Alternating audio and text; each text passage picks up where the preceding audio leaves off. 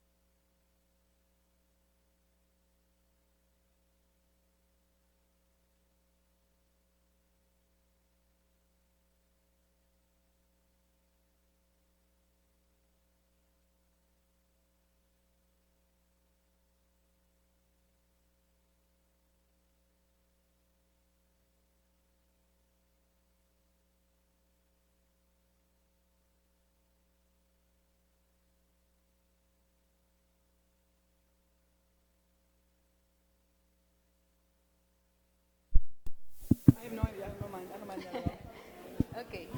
So, okay, good afternoon, everyone. Thank you all for coming to the first DeFeld conference, and thanks for staying. It has been a day full of activities, so I'm glad you are here.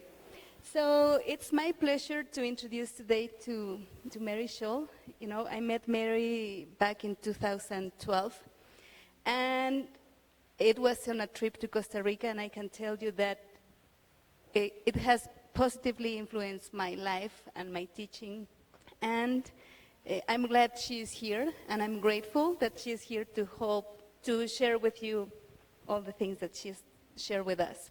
So Mary Scholl is founder and director of Centro Espiral Maná.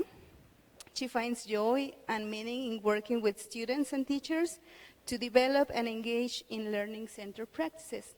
For over 20 years, Mary has taught languages and worked with teachers and has lived and taught both public and private settings on 4 continents. And this is Mary, depending upon how many continents, how you count them. Okay, so please welcome Mary, please.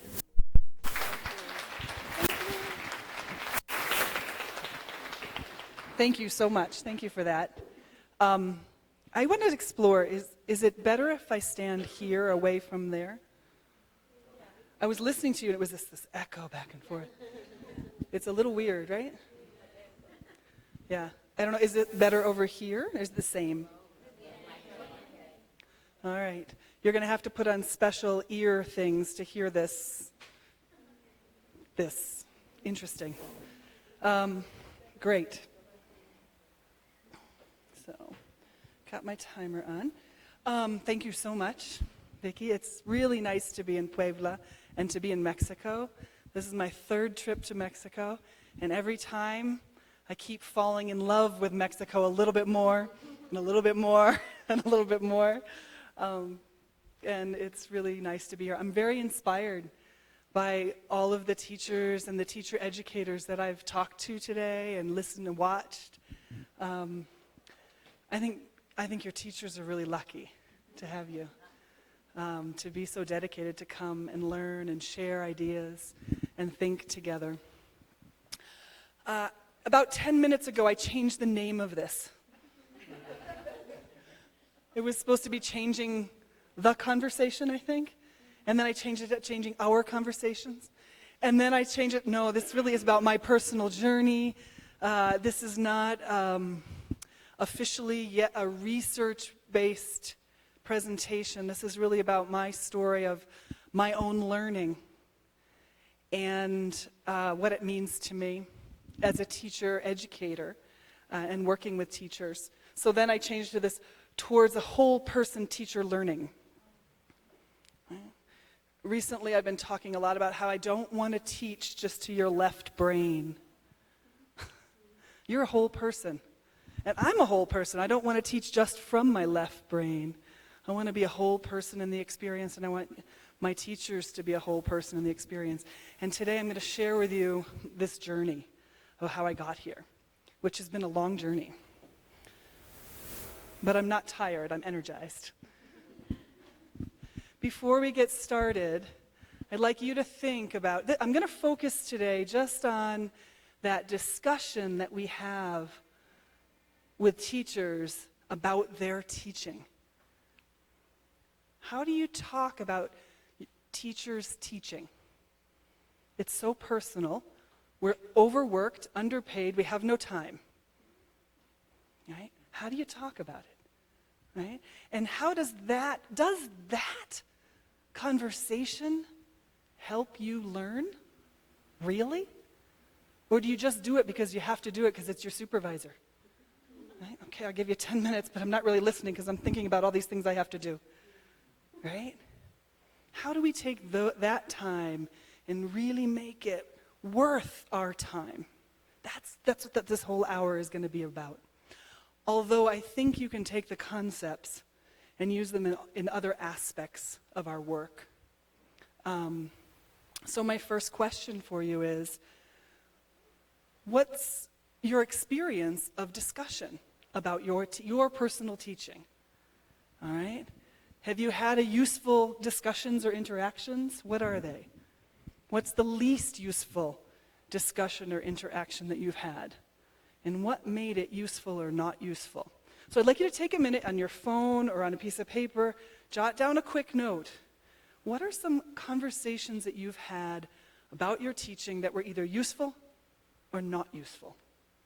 Right? We're going to take about 30 seconds of uncomfortable silence. No, hopefully comfortable silence. Yeah. But try it. Please write it down. We're going to come back to this in about 48 minutes. Right? So, and we're not going to talk about it really for the next 48 minutes, so I'd like you to remember. So please write that down or type into your phone.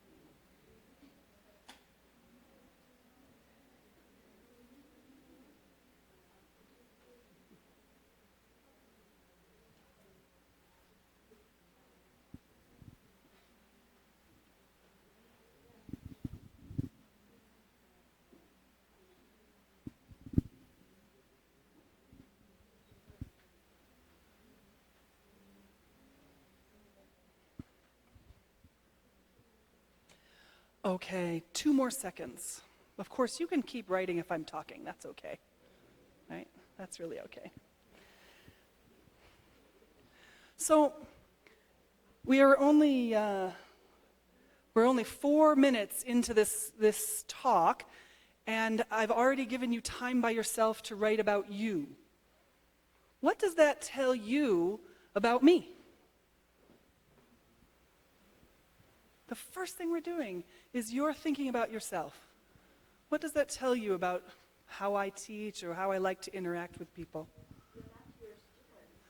You're totally into your students feeling your class. It really is your class, right? Yeah. I want you to think about your own experience. Yeah. Anything else? Don't ask questions in plenaries.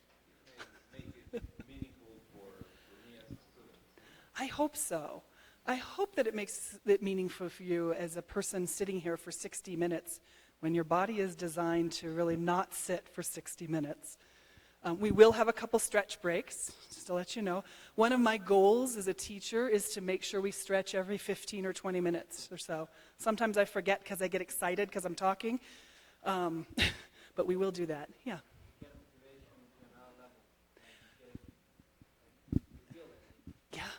I'm trying to get us motivated.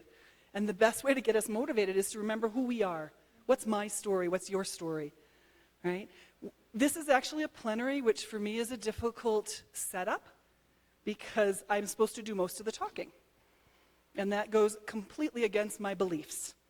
But I'm going to do a lot of talking because I'm really excited about what I'm going to share. So just to get you hopefully motivated, and at the end I'm going to ask you to take what you've heard this hour and apply it to your own story and see if there's something there for you. I hope so. So I've been teaching for almost 30 years, and I've gone in ups and downs. I've gotten burned out and wanted to quit and come back and gotten motivated and gotten burned out and gotten motivated. I've gone around a lot of cycles. Right now, I'm very excited. I'm moving away from this column on the left. I'm moving away from the idea that we're trying to fix things in the classroom or fix teachers. Right? Right? It's not about fixing. That gives me energy, and it makes a lot more space for learning to happen. Right? I'm moving away from the right-wrong thinking. So sometimes it's hard for me to fit into traditional educational environments where there's a lot more right-wrong thinking. That's why I have my own private institute in Costa Rica in the middle of nowhere. So I have to admit, I'm in an ideal situation, but I get to play there and learn there and then bring it out to the world and see what you might do with it. And I'm hoping that it's a gift for you. But I'm finding that right-wrong thinking with teacher learning is very challenging because teachers always do what makes sense to them on the inside, unless a supervisor is watching. In that case, what we do is what we think the supervisor wants us to do. And we start a guessing game, often, unless we have super self-confidence and we're okay, right? So or a great relationship with the supervisor, right? Those are things that might change it. I'm moving away from us and them, and I'm moving away from just telling.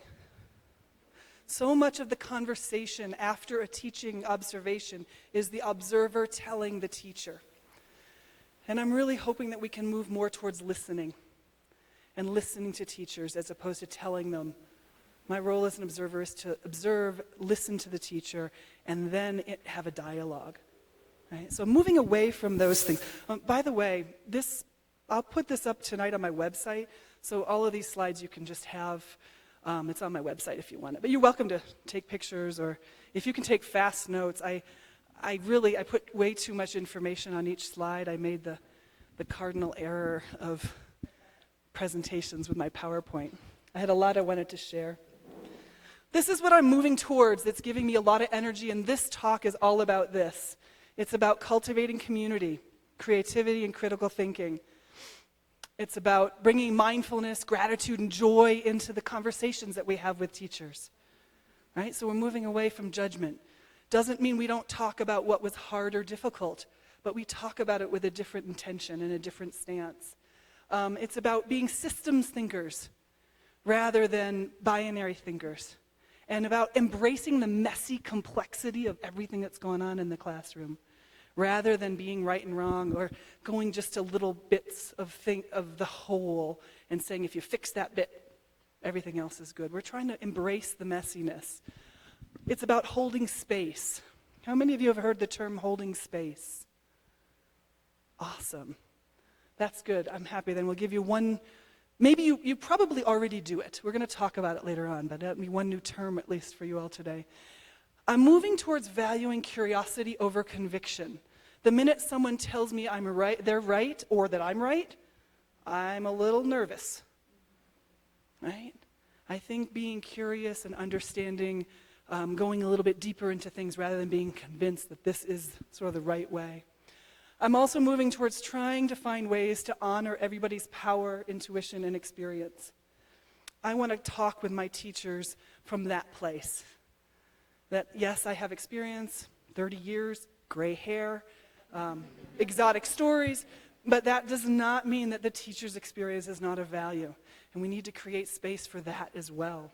So this is where I'm moving, and this is why I'm so excited I can barely stand it. So, in order to tell you more about this, I'm going to tell you 3 stories today from my own personal experience. True stories. One name is changed. You'll understand why. And I'm hoping that these 3 stories will serve as anchors for the theoretical concepts that I'm going to throw at you, because I'm going to throw a bunch at you. And if you want to go explore it later on, you can get the PowerPoint off the website. You can email me. Today we're going to kind of fly through stuff because I'm so excited, right? So this also is all about, and I heard this in all the sessions I went to today. It was so beautiful. I really felt like the speakers that I got a chance to listen to today were all on the same page, that we're all wanting to move in this direction. And it's about trying to find ways to have our intention have the kind of impact that we'd like. So everybody has good intentions, usually, and I operate from a place of assuming good intention. Right? What happens, though, is we don't always have good impact. Right? And so how do I get skilled up as a teacher educator so I have the skills to have the impact that I'd like to have?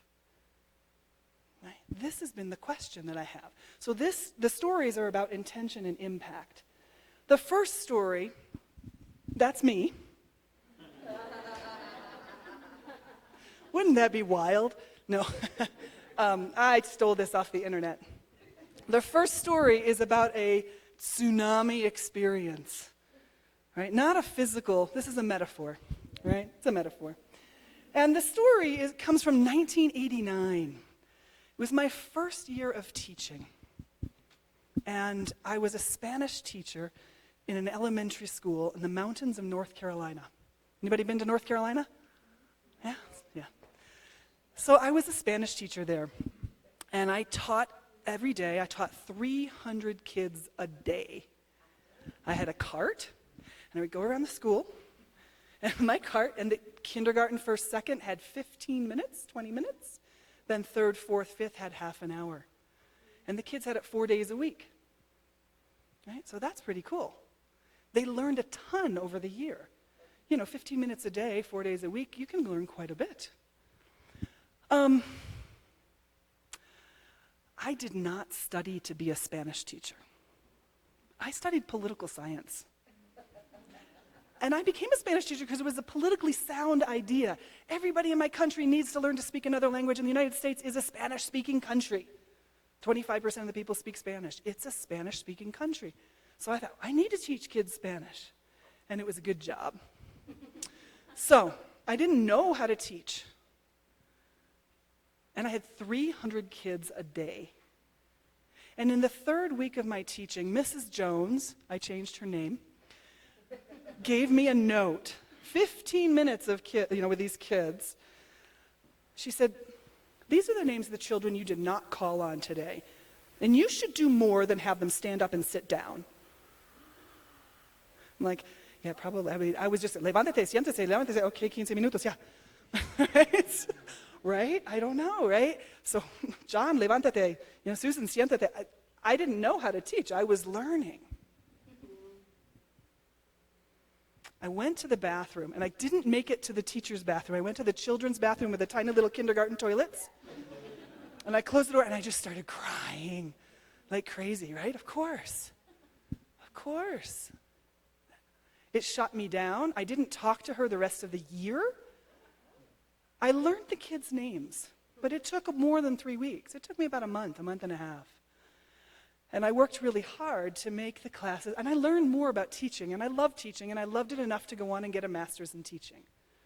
So it didn't stop me, but it certainly just tore my heart apart for a while, and it was really hard. It was like a tsunami, right? It was a big tsunami over me. Her intention was very positive. Oh, the new Spanish teacher doesn't know how to teach. Oh, I'll help her. Here. But the impact was devastating for me for a long time, and I never wanted to be friends with her. I was young, right? I was 22. Now I'm old. But her limited communication and the lack of a relationship made a big difference. And also the binary thinking of, if you pronounce these kids' names, you will be a good teacher. You were wrong, I am right. That really made it hard for me to learn from her. All right?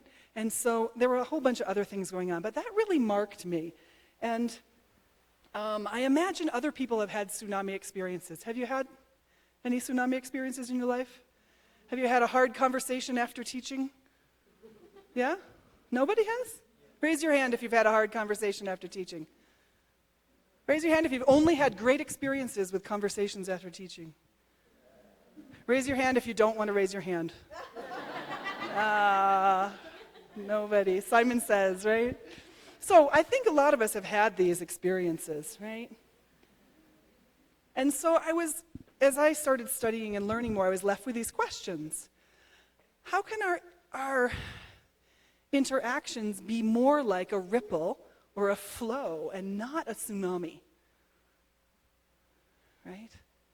How can I support learning, bring out the goodness in people, and make sure that my intention leads to a positive impact that I'm hoping for? Right? Those are some questions that I carried with me. Of course, I was so focused then on learning to teach that I wasn't really thinking about feedback so much. It took a number of years before I started working with teachers that I really remembered this story for this purpose. Right? So one of my answers to this comes from this guy named Mark Smith. I'm currently working on a doctorate. It's taken a long time to get around to it, and I'm doing it in adult learning and leadership. And Mark Smith does a lot of work with adult learning. And I love this definition of pedagogy. I think it's so useful, right? So if I'm accompanying my teacher learners, if I'm bringing their learning to life, and I'm caring for and about them, that is my pedagogy. That's what I have to do, right? It sounds really nice, but how the heck do you do that? Right? Nice, but how? Then I look to Stephen Brookfield. He's a leader in adult learning, right? Because I'm moving a little bit out of the field of TESOL and into the field of how adults learn. And Brookfield's amazing. If you get a chance to read his books or his articles, he's got a lot of stuff on his website, great activities, great definition. Look at this, of the purposes of definitions, right? To help us be more critically informed, to enhance self-awareness and your capacity to self-critique, to foster appreciation for diverse opinions. That's awesome, right? That's what we want to do. And how do you do that? Right? How? So those were like nice ideas, but kind of out there in terms of being practical. So the rest of this talk is about these 5 hows. These are the 5 things, what I call them parts, the facets of my diamond. You see, I like metaphor. So I think of learning as a diamond, and each facet is something having to do with that learning. And these are 5 facets. John Dewey and his concept of reflective practice, David Kolb and the experiential learning cycle, this idea of holding space, pro-social skills, and now Liz Lehrman's critical response process, which is our new feedback process that I'm so over the top in love with. I wish I could teach everybody about it because I've had such an amazing experience. So I'm going to share these 5 facets with you. And so the second story was when I did my internship for my master's degree. Paul is his name. His name is Paul Lavasser. And I went to a small alternative graduate institute in Vermont called the School for International Training. And there's a 2-month internship. And I did mine in teaching Spanish. And I was broke. I had no money, so I went and taught Spanish. I set up an internship in a middle school close to my house in a city called Rochester, New York. Anybody here been to Rochester? Oh, it's a great city. I'm not from there, though. I'm from Pittsburgh. But I went to Rochester to a middle school. And I had, after the experience teaching Spanish in elementary school, after that hard day, I actually had a lot of success, and I felt really confident. Like, I can teach. I love teaching. I'm going to study teaching. I am a teacher. And after 2 days in the middle school, I was like, oh my God, I suck. I can't do anything. I cannot teach. I couldn't eat. I couldn't sleep. I was so stressed out because I could not teach. The kids, it was a Spanish class in a middle school that was actually quite violent. There were security guards on each floor. There's about 3,000 students in the school. I had to close the door to keep this room safe during class. Every day I was told to F off by students. And you can't just keep sending people to the in-school suspension, right? So there was massive classroom management issues. I couldn't teach because I had to do classroom management. But I didn't know enough about that yet. I thought if I was excited about Spanish, then we could all learn, right? So I called him. I said, look, you have to come. You have to come now or I'm quitting. I can't sleep. I can't eat. I can't do this. And he came early. He came the next week. And the process that he used with me was amazing. First of all, he sat all morning in class with me. And when it came time when we were finished and we were getting ready to go to lunch, he just looked at me and goes, you want a beer? Because it was kind of crazy and wild. And I said, no, I can't have a beer. I haven't eaten. I need food. He goes, well, okay, let's talk first. And we started using, SIT uses reflective practice and experiential learning as a process to talk about teaching. And he described things that he saw. He got me to describe things that I experienced. And then we reflected together and we analyzed it and we came up with action plans. And I realized I wasn't as horrible a human being as I thought I was. I realized I gave Abdullah 25 chances before I was strict, and I gave David 3. And I wasn't being consistent as a teacher in terms of discipline, and students do not respect that. Right? I was playing favorites without knowing it. And so he helped me describe and analyze and then make some action plans based on that. After that, I had a beer. I could eat. It was great. And he was very gentle with me. He didn't say, yeah, you do suck. He's like, whoa, I need a beer too. That was crazy. He could empathize. And that made all the difference in the world. That experience has helped me become the teacher supervisor, even though I don't like that word supervisor, that I'm trying to be today. I want to be Paul to the students that come to our school to work on teaching. We have master's degree students that do internships, and we do courses for in-service courses with teachers. And I always invoke Paul because it helped me have a beer. Right? I don't drink that much. But, so this story illustrates these 3 facets of this diamond, 3 of the facets of this diamond that I have. And so I'm going to quickly go through them. Some of you might be familiar with these concepts that we tried to put to life. Some of them might be new. There's lots of information out there. It's not like I've created them. I'm just sharing with you how they worked for me, right? How many of you have learned about John Dewey? Please raise your hands so I can see. And in the other rooms, raise your hands too, even if you can't see you. Right? I haven't forgotten you. Yeah. So John Dewey is really, at SIT and in my work, we've used his definitions and concepts of reflective practice. There's a number of different ways of looking at reflective practice. There's 4 main criteria that he calls us to consider to make reflection. And I think it's interesting because it's like if one of those pieces isn't present, then it's not reflection in the way Dewey is explaining it to us. And if all 4 pieces are present, you have a pretty good chance of having some effective reflection going on. Right? So the first one is that it's a meaning-making process. There has to be a shift inside of how we make sense of something. It has to happen in community. And that one lots of people challenge. I can reflect by myself. So yes, you can. And when you share it with others, when you have to say it, voice it, get someone to respond to you, it's different. It's different. So it happens in community. It's systematic and rigorous. This is another one people ask lots of questions about. I'm going to talk about that next. Say, I have to grade you on your reflective skills. How am I going to do that? Something to think about. I'm going to share my answer. And that it requires attitudes that value your own and others' learning and growth. Right? So all of those have to be present, but none of them are simple. Right? How do I say, have a good attitude, go? That's a little hard, right? It doesn't work that way.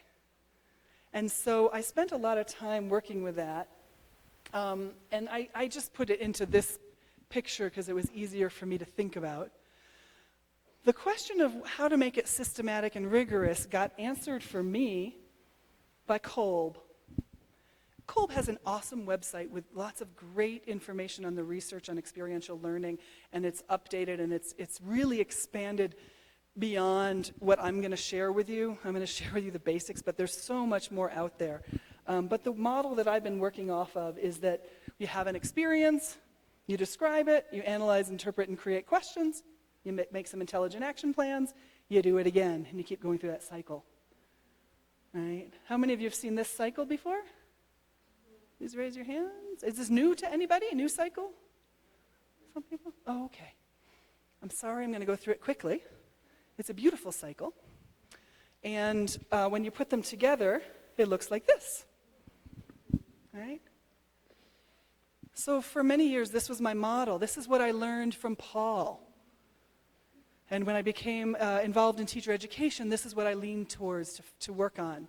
I'm not going to go there. But I had some questions I'm going to get to in a minute. The third thing that Paul did, which was the main focus originally of this talk, which he didn't know he was doing, and I didn't know he was doing, but I'm labeling it now as I look back on it, and I'm sharing it now because it was so critical. He was holding space. And this is kind of a weird concept, but it's what we do. We are creating a place that's hopefully safe for students to learn, or for teachers to learn about what's happened. We want them to feel supported. And so I'm kind of carrying my teachers' learning for the time that they're with me. So I sort of think of me holding this space here.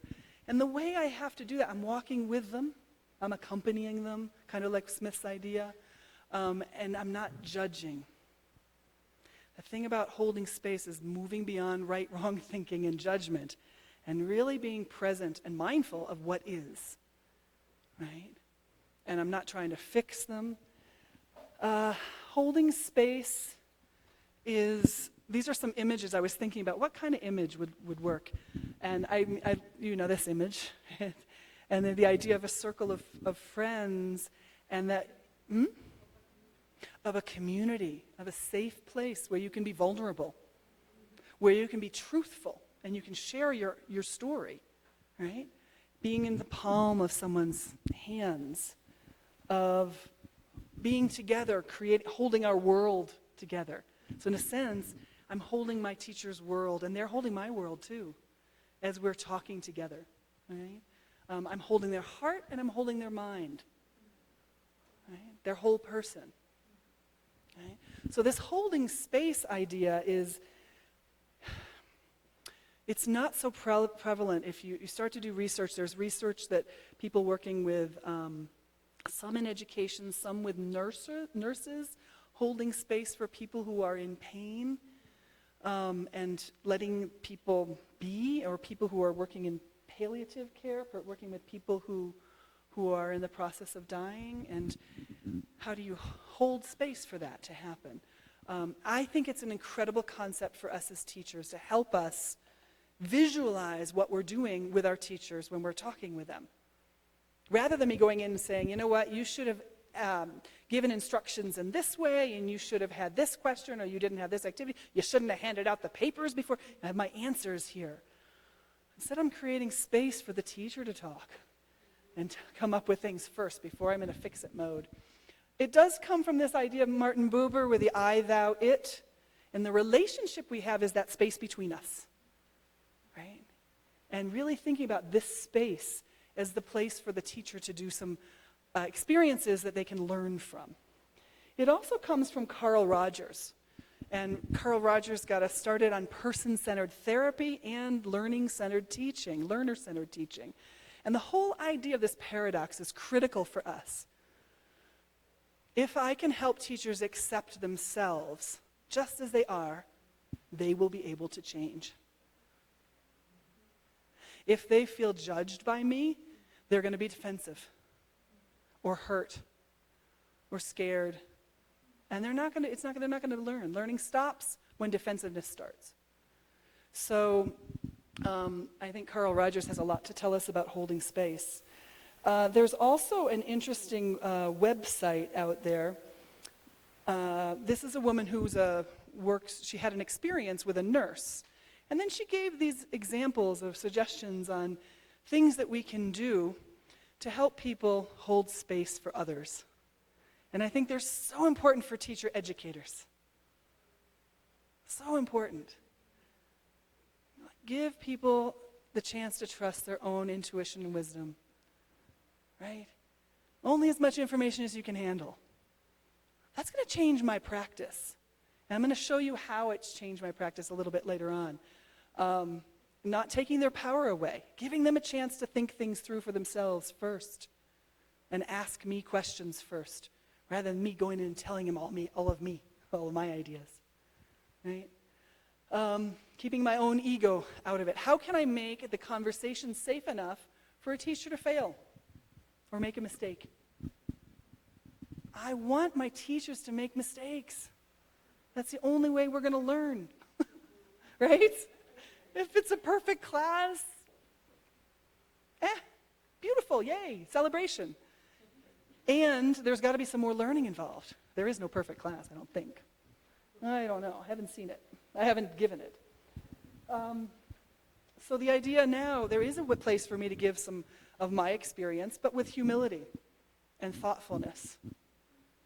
I almost always preface anything I say with, in my experience, this happened. Or, if I were in your shoes, maybe I would consider doing X.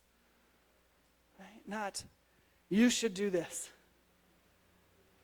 Why? It creates more space. I'm going to meet you here, and you're going to come here, and you decide if you want to take what I'm saying. That empowers the teacher-learner, all right? Creating space for complex emotions. A lot of times people think emotions are not necessarily, we know we have this affective filter, and we have to take care of the affective filter with the language learners, but God forbid the teacher cries, right? And we all care so much. Learning about emotional intelligence and emotional literacy is critical for teacher educators, because it's critical for teachers, because it's critical for students, especially in the world that we're in right now. And all of these we could go in a much longer direction. But the last one I'm going to just say is this: allowing teachers to make a decision that's different than what I would make. I actually do have a little bit of that kind of power, which is unfortunate. And so I need to hold some space where the teachers feel like, Mary, I know you would do that, but I'm going to do this because this feels right to me. It's like, go for it. Awesome. Because what feels right to you is what you need to try. Not what you think I think. What you think I think you should do. Too complicated. I mean, what about students learning, right? So, Paul was doing these three things with me: reflective practice, experiential learning, and holding space. Even though he didn't name it that way, he was so non-judgmental and so empathetic and just an amazing listener that he listened me into learning. So that was what most of my work for many years. In 2001, I started doing teacher training. I worked in Rio de Janeiro on a school change project at a place called IBEU, but I was doing an SIT project. We gave a 150-hour course to 180 teachers in service. The course was based on experiential learning and reflective practice, and then current frameworks based on second language acquisition theory. And it was my first time doing so much feedback, and I completely went into a reflective practice and experiential learning.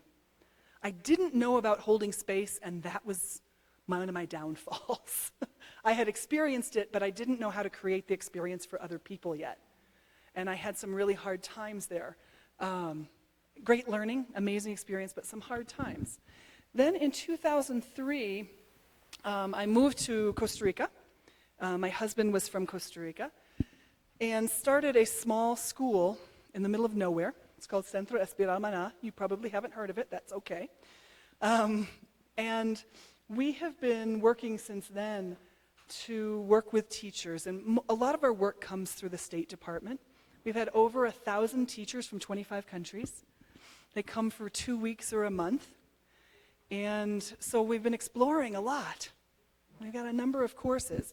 And there's a couple of pictures of some crazy pictures and some more formal pictures. And so this has been my learning. This has been my landscape of learning for the last 10 years, 15 years.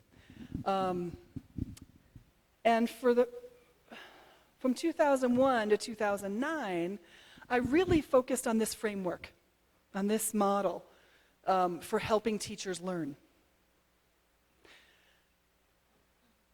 I've found that it's incredibly left brain focused. Be analytical. And after a while, I got tired, and I got a little burnt out on it. And I realized that I was liking those artistic activities, the right brain activities, but it was always an extra, and I didn't value it as much. But those were also the activities that everybody remembers, right? More than a specific analysis that they did. The other thing I was realizing as I got towards, I burned out in 2009 for a number of reasons, but I burned out, and I think it was because it was so left brain, I lost some energy and balance. I wasn't looking at learning and teaching as an art. I was looking at it as a science, and I didn't think of, we weren't really cultivating all of the social aspect that was needed to make, so we weren't really doing the meaning-making, interaction community and the attitudes piece. We were really focusing more on systematic and rigorous. And in 2009, I went to a course on compassionate communication. Has anybody heard of nonviolent communication, Marshall Rosenberg? Well, I went and I learned, I thought I was kind of mature. I'm a teacher trainer, I'm mature, I'm emotionally okay. I learned I was a baby in terms of empathetic communication. And since 2009, I've been studying more about it, and I've really learned a lot. And I have evidence because we gave a course, and a teacher came back, she goes, "You've changed, you're a lot nicer now." So learning to be nice, but learning to be more empathetic. So I left in 2009, I had a lot of questions. And these are the questions I've been working on for a number of years. How do I cultivate community, right, that supports learning? How do I cultivate attitudes that supports teacher learning? What is the meaning-making process? What is that? All right? Am I really working with a whole person and not just your left brain? Oh, I forgot a stretch break. Really quick, because we're going to keep going. Just everybody stand up and stretch. Really quick stretch break. In the other rooms too, stand up and stretch. Quick stretch break. You guys have been sitting all day. Quick stretch break. 20 minutes. Good. Oh. Right? Awesome. Thank you for stretching with me. I appreciate that.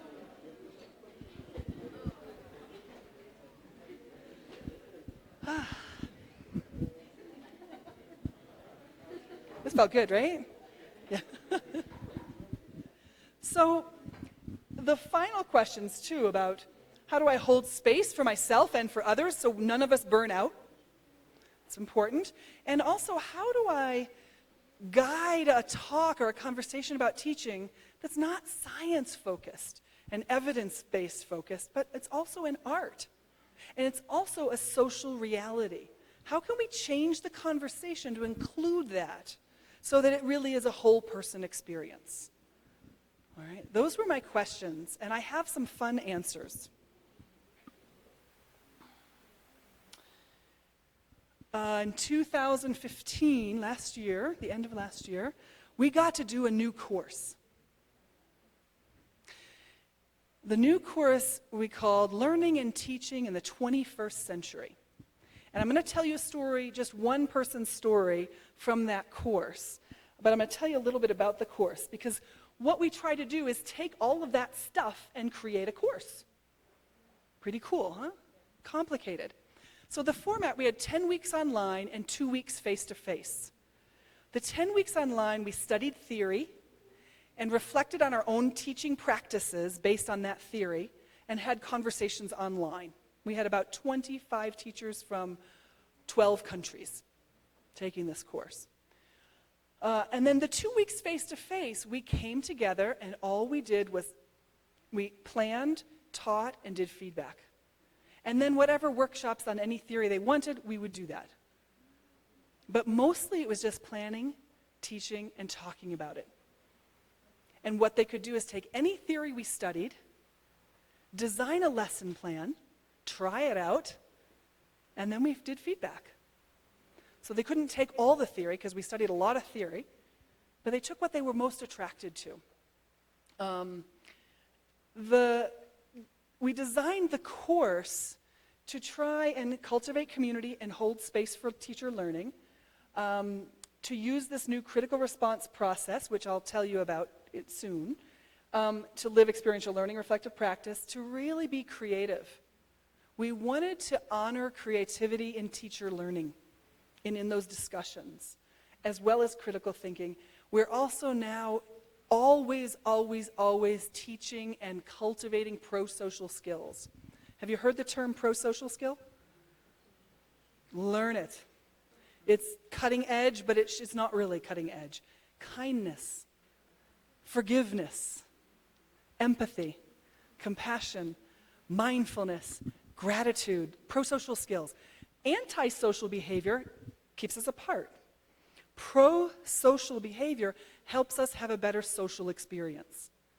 If we don't teach it, it won't get learned in the school system and it won't get created in the school system. So we need to work on that. And we have a very, very new approach to feedback sessions, which I'm going to tell you about. Okay.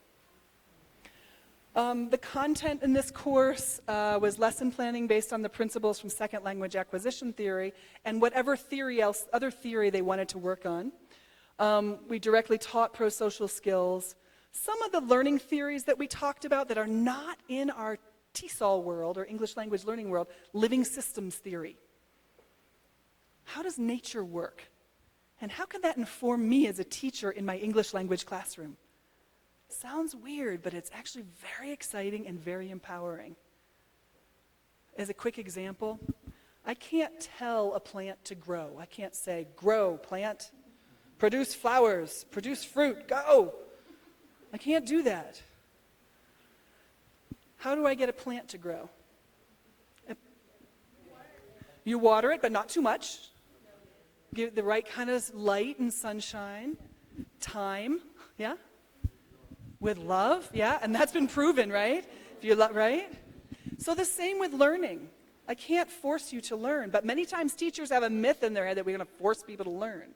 Right? So living systems theory, compassionate communication, constructive developmental theory, and I went to one session about adult learning and using ludic practices, play in the classroom. We very much into play. How do we learn as adults? Teenagers are almost adults. They're in the same, we need to know about that. So we studied that and some other theories. We also started looking at indigenous paradigms for knowing and learning. Super exciting. That speaks to the whole person. And there's a lot of things that I think we need to learn without appropriation, with respectful learning of those practices that can inform us to help us become much more connected educators. So the course was that. Switch to Mark's PP. So I wanted to include slides in here. I'm going to show you the final learning statement of one teacher from the course. All right? And let's see if I can do this.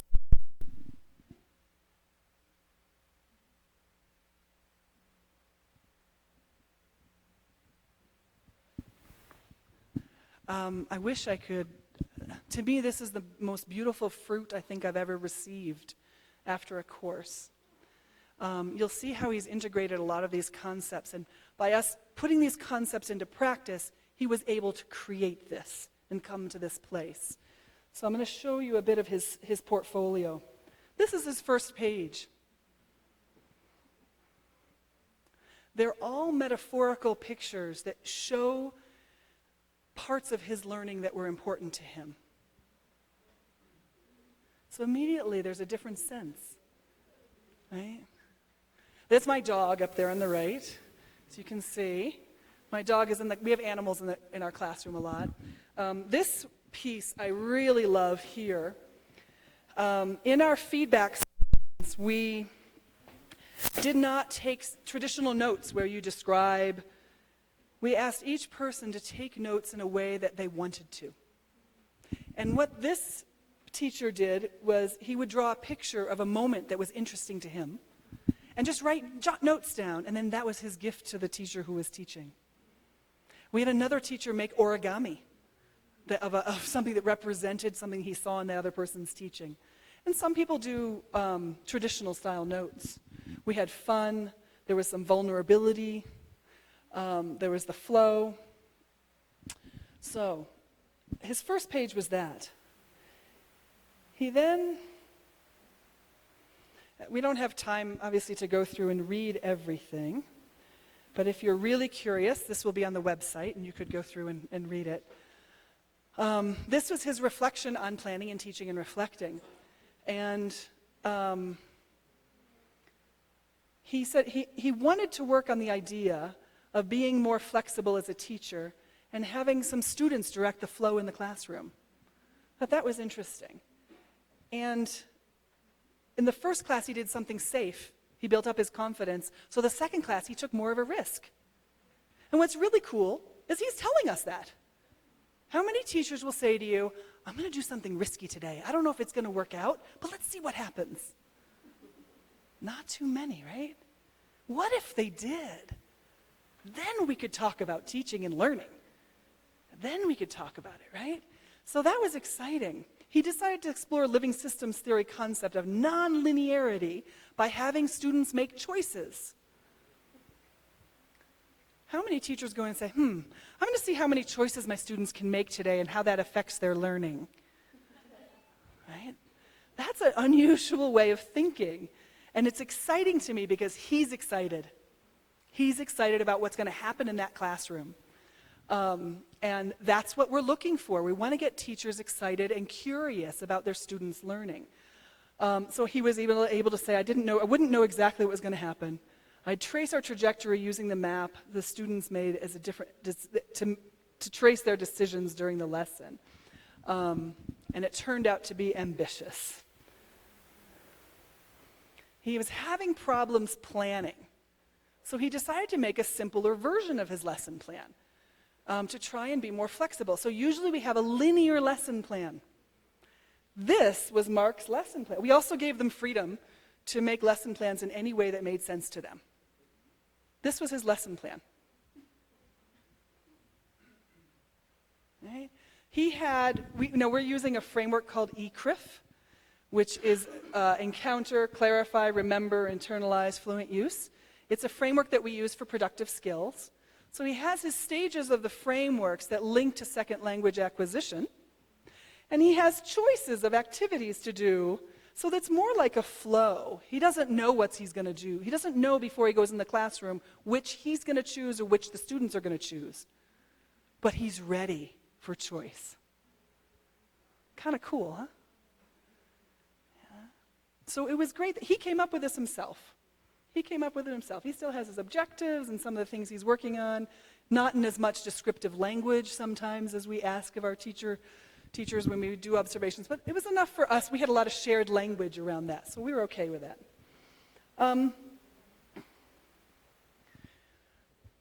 He went into the lesson plan wanting to explore, and he describes it. So here's our experiential learning cycle. This is the description of what happened in the classroom.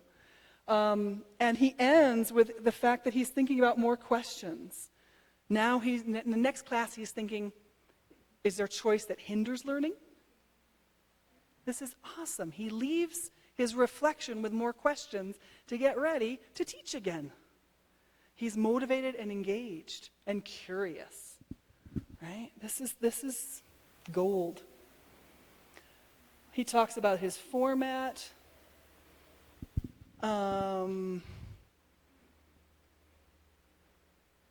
It's too much text, I know. It's not really about learning it, but I wanted to show you, and if you'd like to go in and read through and understand his reflection, it'll be on my website.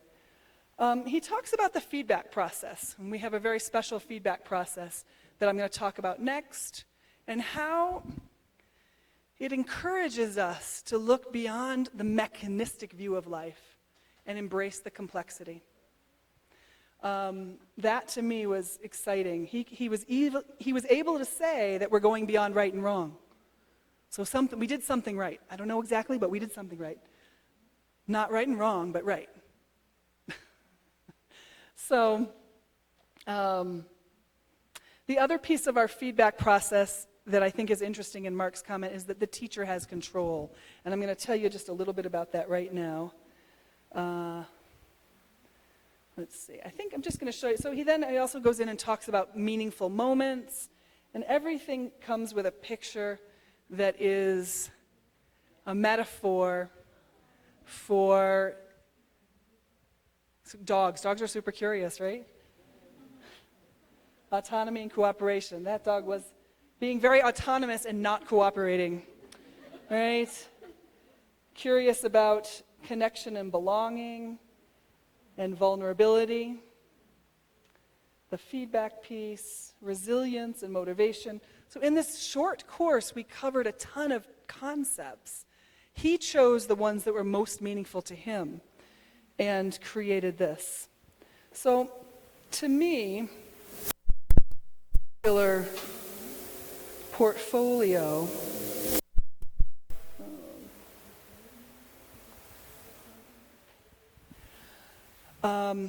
shows us we got the holding space, we have reflective practice, we have experiential learning. The two other pieces I'm going to quickly mention, and then we'll wrap up for the day, is the idea of pro-social skills, which I mentioned to you all, that we need to help and we need to hold a space where people are being mindful and kind, practicing gratitude. Those things will help our teachers learn more. It's voluntary behavior to benefit another person. In my conversation with my teacher, am I really hoping to benefit them? That's my intention. Am I doing things to create that impact? Right? I'm going to go through this. I think I mentioned these already earlier, so I'm going to go through it fairly quickly. I didn't mention awe, that feeling of awe. That's another thing we're trying to cultivate, starting to ask people when they feel awe, because that brings us to life, and to life that's bigger than us, but it is us, and that's exciting. We work with mindfulness. We work with gratitude and practicing gratitude on a regular basis. And there's a lot of research that show, well, actually, I'm sure we also work with awe, we work with awe and how important it is to notice awe and celebrate and share when we feel awe. And we work a lot with compassion and self-compassion. There is a lot of research on this that you can find at the Greater Good Science Center. It's out of University of California in Berkeley. They have activities, they have explanations, and they have the actual hard science that shows how important this is in life and in education. So I highly recommend spending time on that website, and it's a great place to learn. They have a Greater Good in Action that's a bunch of activities that you could do in the classroom, do with your teachers. So the last thing I'm going to mention here, as I close up, is Liz Lehrman's critical response process. We've shifted now in our work at my school to using this as a feedback process. We use experiential learning and reflective practice, but this is our process. She was a choreographer. She was tired of people feeling beat up or tired after receiving feedback.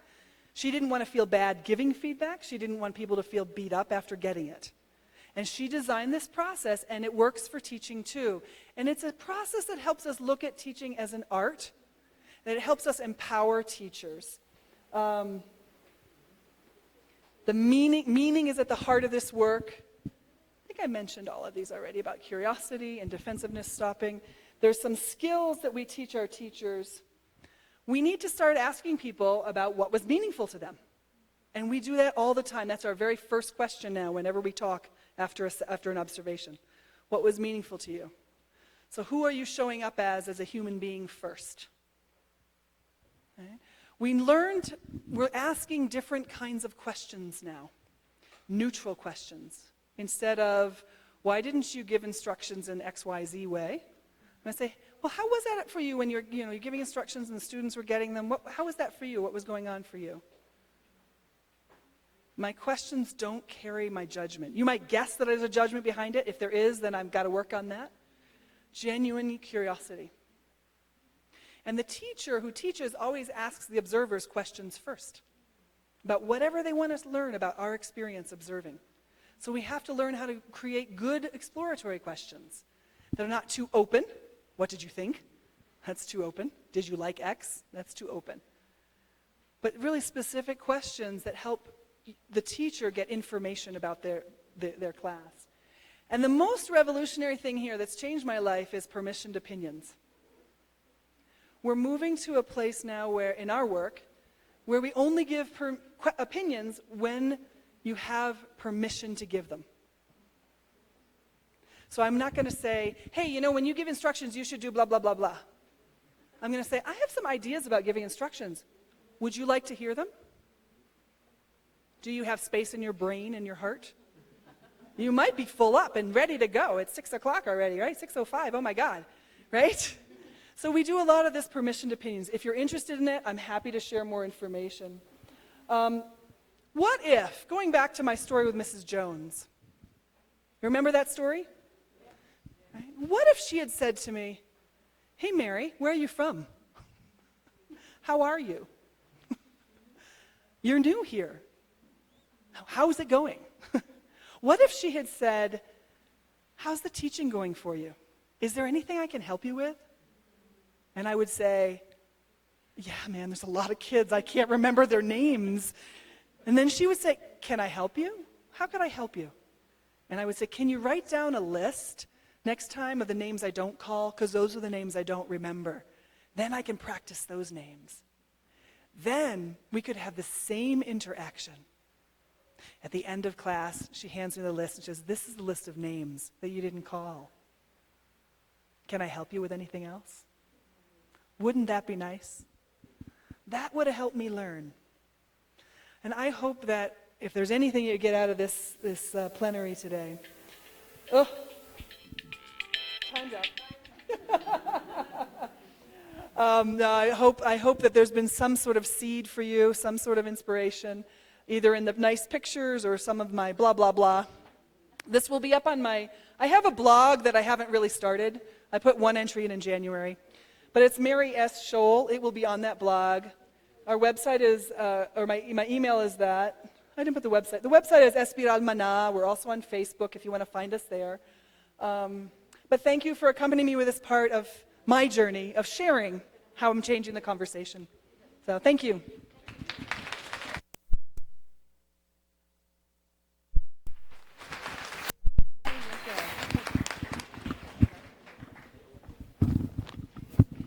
Bueno, thanks for staying. And as a reminder, we have a concert at 7 for the ones who have a ticket. So I think that's all. I'll see you. Well, we hope to see you here tomorrow. So enjoy your evening. No sé si van a hacer algo más.